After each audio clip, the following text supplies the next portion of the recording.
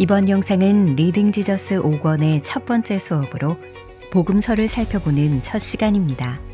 오늘은 복음의 의미와 복음서의 역할이 무엇인지 공부하고 예수님이 어떻게 구약의 성취가 되시는지 알아보겠습니다.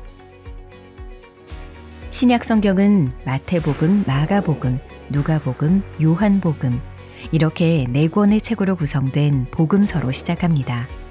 복음서는 구약 성경의 연속이며 성취라고 할 수 있는데 구약 성경의 모든 내용이 예수님을 나타내고 그 정점이 예수님께 있다는 점에서 그렇습니다.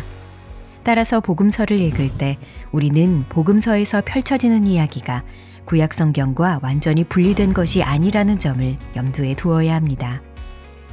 그렇다면 구약과 신약을 잇는 첫 지점으로서 복음서는 구체적으로 어떤 역할을 할까요?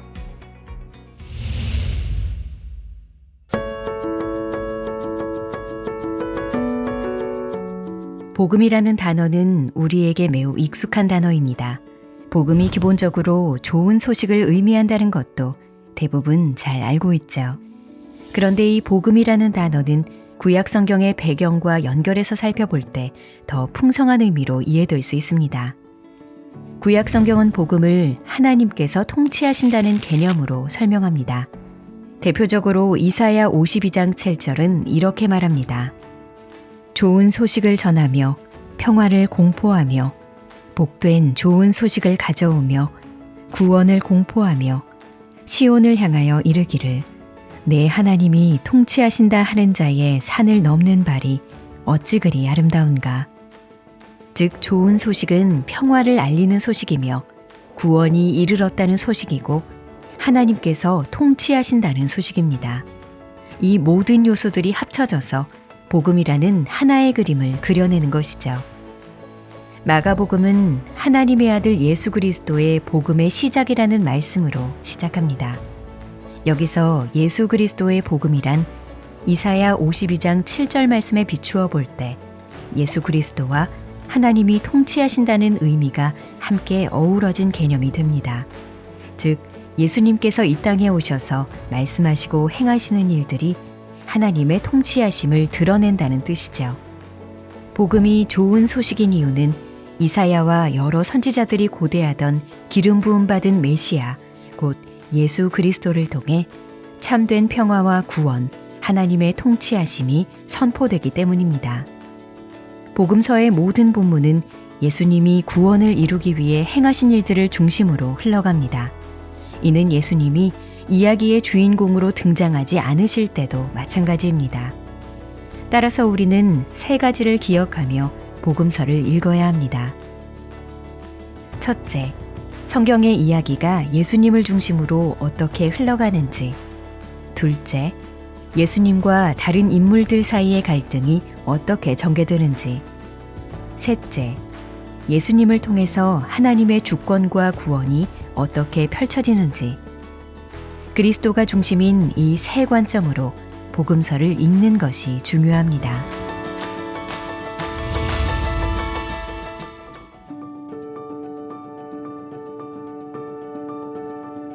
복음서의 첫 번째 책인 마태복음은 아브라함과 다윗의 자손 예수 그리스도의 계보라는 말씀으로 시작합니다.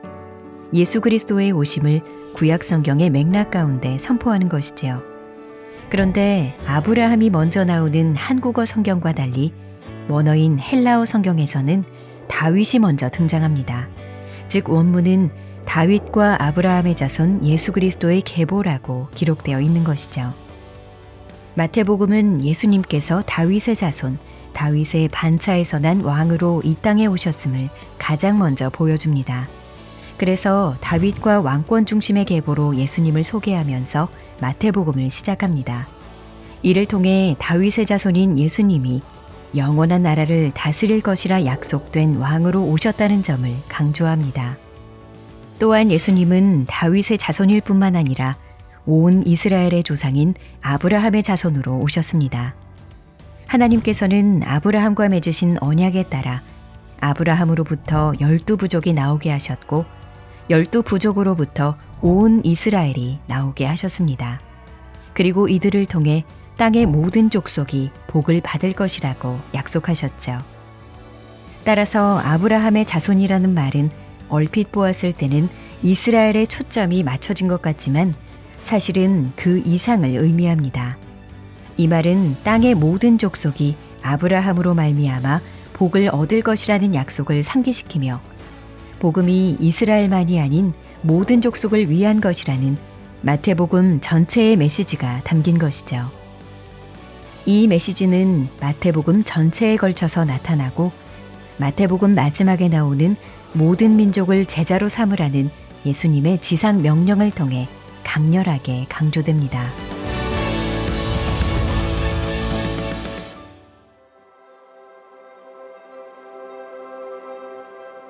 마태복음의 계보에는 아브라함과 다윗 외에도 여러 인물들이 등장합니다.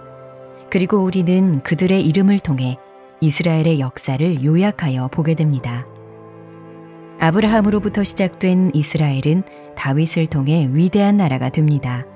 그러나 왕국은 곧 분열되고 하나님의 백성은 바벨론으로 끌려가는 최악의 상황을 맞이합니다.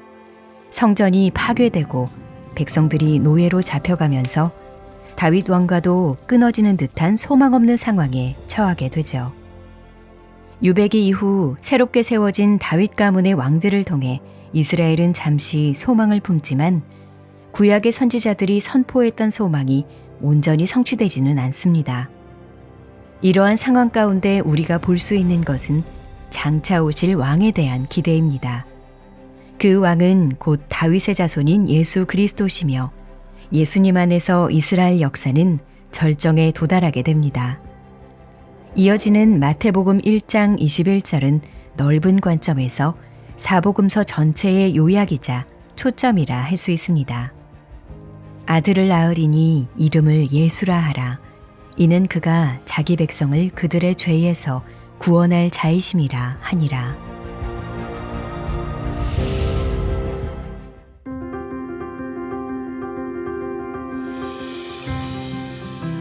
신약 성경에는 구약의 예언이 성취되는 것을 표현하는 주께서 선지자로 하신 말씀을 이루려 하심이니와 같은 구절이 나옵니다. 이를 성취 인용구라고 하는데 마태복음에는 10개 정도의 성취 인용구가 등장합니다. 예를 들어 이사야 7장 14절에는 이런 말씀이 나옵니다. 보라, 처녀가 잉태하여 아들을 낳을 것이요 그의 이름을 임마누엘이라 하리라. 이 말씀은 마태복음 1장 23절에 첫 성취 인용구로 등장하면서 예수님을 통해 이사야의 말씀이 성취되었음을 알립니다. 즉 예수님께서 그의 백성과 함께 하시는 임마누엘의 하나님으로 우리에게 오셨다는 것을 선포하며 마태복음을 시작하는 것이죠. 또한 마태는 흥미로운 방법으로 마태복음을 마칩니다. 볼지어다 내가 세상 끝날까지 너희와 항상 함께 있으리라.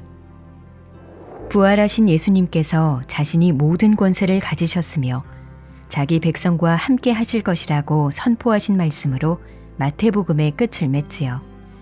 이처럼 마태복음이 특별히 강조하는 것은 하나님께서 그의 백성과 함께 하시겠다는 약속을 예수님을 통해 성취하셨다는 사실입니다.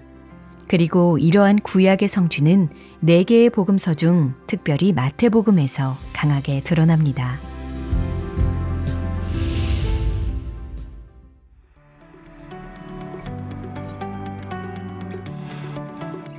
예수님이 세례 요한에게 세례를 받으시는 장면은 모든 복음서에서 매우 중요하게 다루는 사건입니다. 여기서 우리는 선지자 엘리야를 연상시키는 모습으로 등장하는 세례 요한을 보게 됩니다. 구약 성경의 마지막 책인 말라기의 마지막 구절은 세례 요한이 구약과 신약을 연결하는 중요한 역할을 한다는 사실을 알려줍니다. 그리고 유대 광야에서 회개하라, 천국이 가까이 왔느니라고 외치던 세례 요한의 사역은 주의 길을 준비하는 것으로 묘사됩니다. 이는 이사야 40장에 약속된 구원의 날이 예수님께서 광야에 있는 세례 요한에게 오신 사건으로 성취됨을 암시하지요. 죄가 없고 거룩하신 예수님이 죄를 용서받기 위한 회개의 세례를 받으신 것은 예수님이 이루신 구원 사역의 방식을 상징적으로 보여줍니다. 예수님은 자기 백성의 대표자가 되시어 그분의 삶과 죽음으로 우리의 죄를 대속하실 것입니다. 우리의 대표자로서 순종하실 것이고 우리의 대표자로서 승리를 거두실 것입니다. 본문에서 주목해야 할 또 다른 놀라운 장면은 삼위 하나님 세 분이 동시에 교류하시는 것입니다. 성자 예수님이 세례를 받으실 때 하늘이 열리고 성령 하나님이 비둘기같이 예수님 위에 내려와 임하시며 성부 하나님이 말씀하십니다. 이는 내 사랑하는 아들이요 내 기뻐하는 자라. 하나님께서는 이를 통해 예수님이 하나님의 사랑하는 아들임을 증거하십니다. 우리를 위하여 지극히 사랑하는 자기 아들을 이 땅에 보내신 것이죠. 그리고 구약에서 왕들을 세울 때 기름을 부으신 것처럼 세례 가운데 성령이 임하셔서 예수님이 곧 왕이심을 드러냅니다.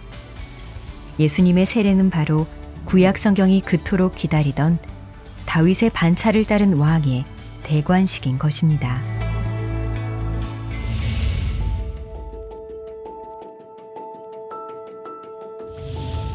우리는 오직 그리스도만이 우리를 구원하실 수 있다는 진리에 집중하며 복음서를 읽어야 합니다. 그리스도만이 완전한 하나님이시자 사람으로서 우리에게 영생을 주실 수 있습니다.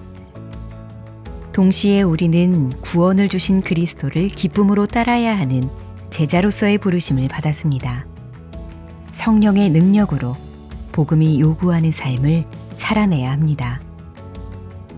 우리는 그리스도의 사역에 우리의 눈을 고정하면서도 매일의 삶에 거룩함으로 자라가야 합니다. 이러한 신앙의 균형을 유지하는 것이 때로는 어려울 수 있지만 그리스도 중심으로 성경을 읽다 보면 예수님께서 우리를 인도할 것입니다.